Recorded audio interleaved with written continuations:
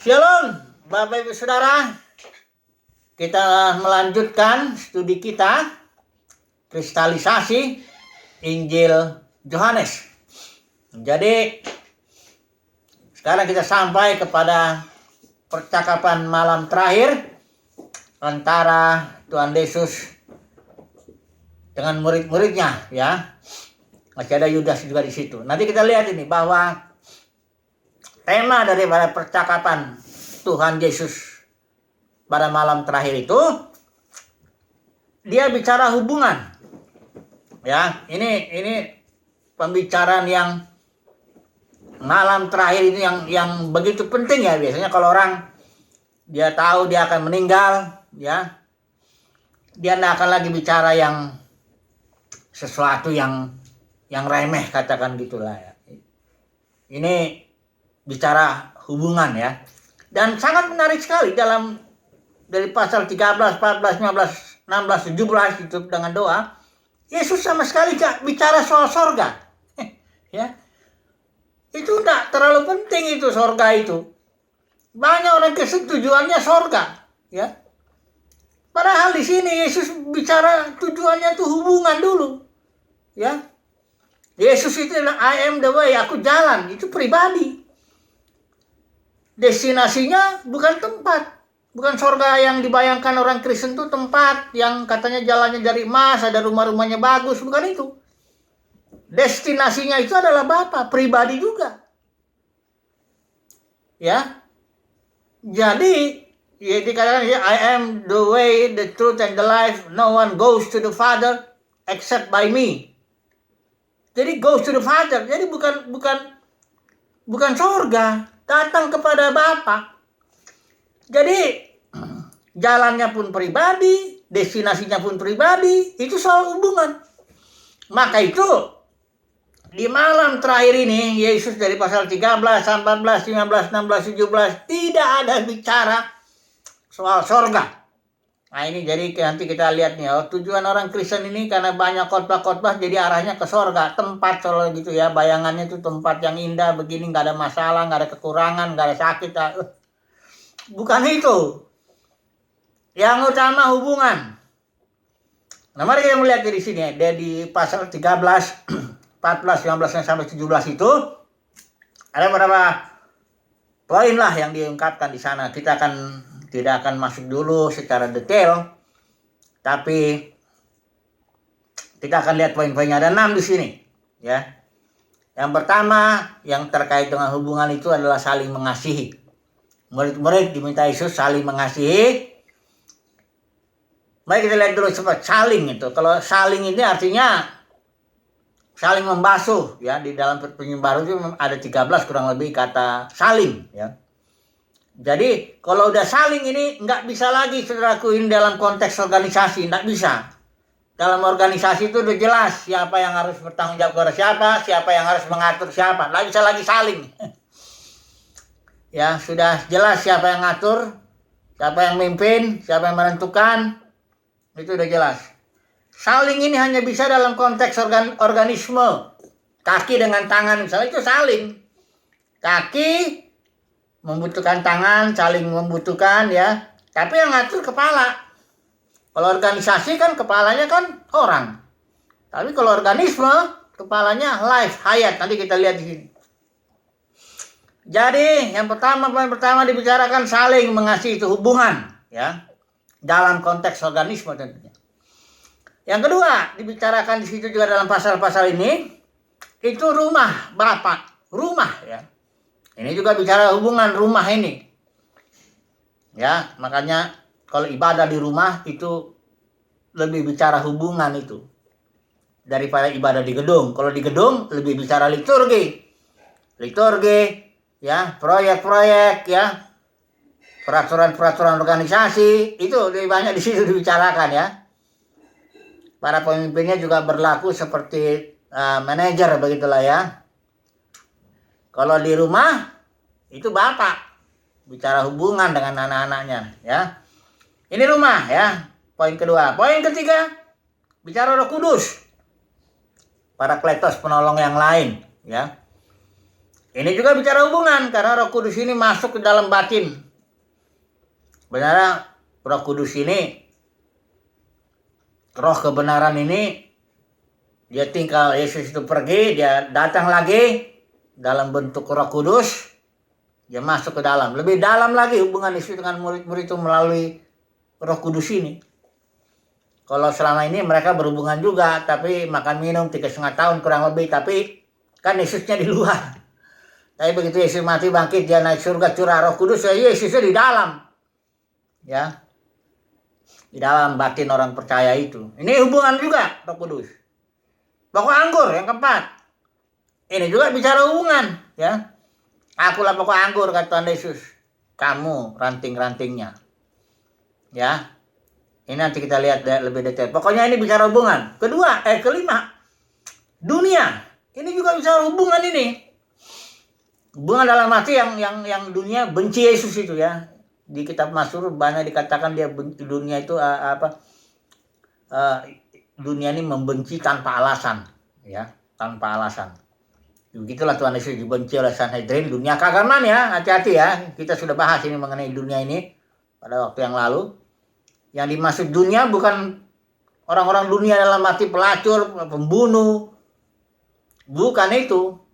Dunia yang dimaksud di sini dunia keagamaan, ya, karena nanti kita lihat di sini dunia di sini disebut nih, kalau saya baca di sini ada mereka tuh dalam, ya, ayat 25 itu pasal 15. Tetapi firman yang ada tertulis dalam kitab Taurat mereka ini siapa? Mereka ini dunia, ya. Kalau kita lihat konteksnya itu, dunia itu yang dimaksud di sini adalah Sanhedrin dengan seluruhnya itu, ya, dunia keagamaan. Jadi ini bicara hubungan yang artinya kita akan ditentang bukan oleh siapa-siapa, tapi oleh dunia keagamaan. Berikut doa Tuhan Yesus juga bicara hubungan juga, karena dalam doa di sini Tuhan Yesus ini dia bicarakan soal hidup itu. Pasal 17 ayat 3, inilah hidup yang kekal itu, yaitu bahwa mereka mengenal Engkau. Ini kalau mengenal itu udah jelas hubungan itu. Mengenal Engkau satu-satunya Allah yang benar, dan mengenal Yesus Kristus yang telah Engkau. Soal mengenal, soal pengenalan. Jadi tujuan orang Kristen, ya, mestinya pengenalan lah, ya, akan Tuhan, akan Bapa, akan Tuhan Yesus. Bukan sorga. Jangan tujuan sorga itu, apalagi sorganya yang dibayangin tempat, kondisi yang apa, ya, maksudnya nggak ada penyakit dan waduh sangat jasmani. Jadi pasal 13 sampai pasal 17 pembicaraan Yesus itu adalah soal hubungan. Inilah sangat penting bagi saudara. Ini yang menjadi harusnya tujuan hidup kita lah, katakan, mengenal, ya. Karena kalau tujuan hidup kita bukan pengenalan, misalnya tujuannya sorga, ini bahaya ini, ya. Khotbah-khotbah banyak mengarahkan cara masuk sorga dengan konsep sorganya, yaitu jalannya dari emas, nggak ada penyakit, seluruh kebutuhan tercukupi, nggak ada masalah.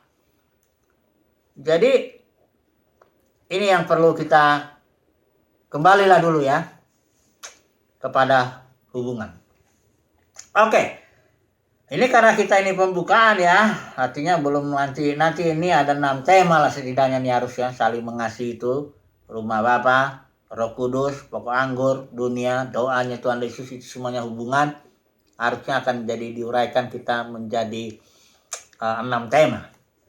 Jadi oke, untuk kali ini kita coba dulu, walaupun mungkin nanti kita akan melihat 1 poin 2 poin, tapi coba dulu kita simpulkan dulu dengan mengaitkannya, ya, dengan COVID, karena ini bagaimanapun COVID-19 ini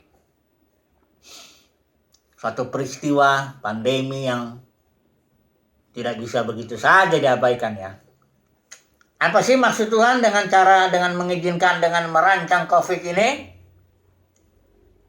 Supaya tujuannya gini, supaya anak-anak Tuhan kembali kepada fokusnya kembali kepada hubungan.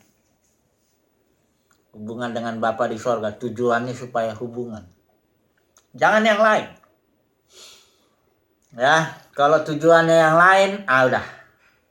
Sudah repot itu. Ya, justru dengan COVID ini, saya beri coba dulu kita lihat. Dengan COVID-19 ini, tak bisa lagi tuh ibadah di gedung.